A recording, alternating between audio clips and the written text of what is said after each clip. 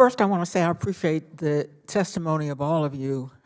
But I must say, Mr. Moore, I appreciate your testimony because it emphasizes the extent to which the census issue has no ideological face.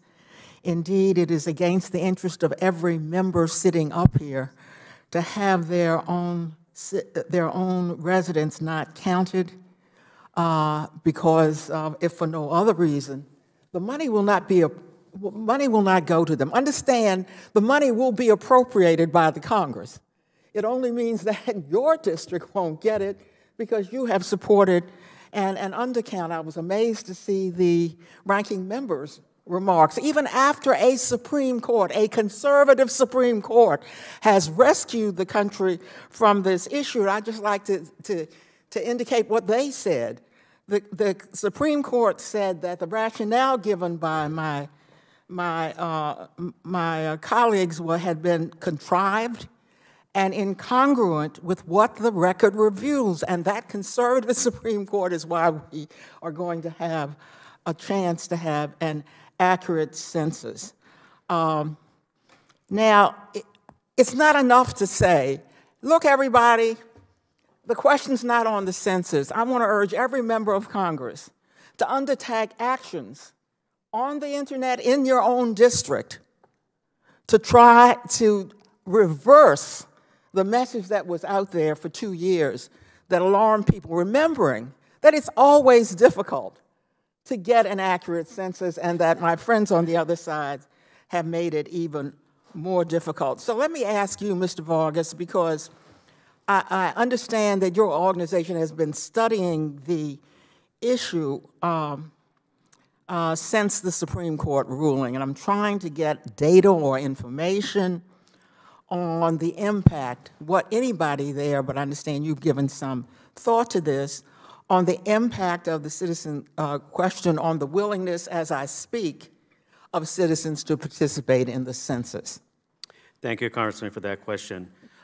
In October, November, and December, Naleo Educational Fund commissioned research to survey 1,200 Latino adults oversampling Latino immigrants, and we held 12 focus groups throughout the country in Oregon, Florida, North Carolina, Wisconsin, Texas, and Arizona to try to assess what the current perceptions are by Latino immigrants towards the census. We found some important things. One is that the Census Bureau has a positive brand that it needs to use and to fully educate the public about what is and is not going to be asked. We also learned that there are very significant differences in willingness to participate by Latino citizens and Latino non-citizens. Latino citizens express much more likelihood to say that they will fill out their census forms, non-citizens less so. Well, do you think the undocumented, and every jurisdiction sitting on this panel has undocumented people, are undocumented people going to participate in this census? Congresswoman, this isn't an issue of just undocumented immigrants. These are families where they have mixed status households, U.S. citizens, legal permanent residents, DACA applicants, people of varying immigration status. And there is a fear of, why am I being asked now? Am I a citizen, yes or no? When immigrants are following policy developments day to day and know that there is a campaign against immigrants in the country today. So this just has created an environment that does not help the Census Bureau in being able to convince everybody that it is in fact safe and confidential. That is why we need trusted messengers to speak up. And the trusted messengers we have identified are educators, healthcare providers, minority-led organizations like the ones here on the panel today, and local elected officials.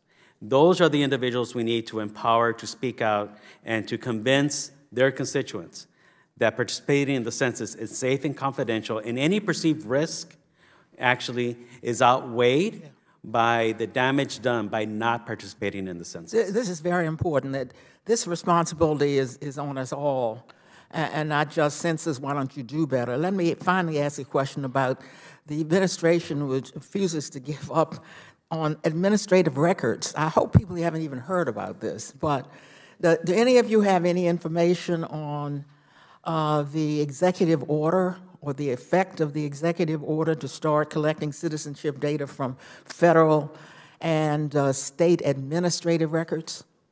Do you think this will have any impact? I'm not trying to give it airtime. I just want to know. I just want to know if we've seen any repercussions. If I may, Congresswoman. I think it's fundamentally important, building off of what my colleague Arturo Vargas just said, for people to understand that under federal law, the Bureau is not allowed to release individual data or personal responses that they receive to any other government agency. But we know that the executive order has created grave concerns that the president is attempting to use that to exclude non-citizens from the population count that states use to redraw district lines. That would be unconstitutionally blocking communities across the country from fair and equal political representation. And Asian Americans Advancing Justice and MALDEF have actually filed a lawsuit to challenge the executive order. Thank you. Thank you.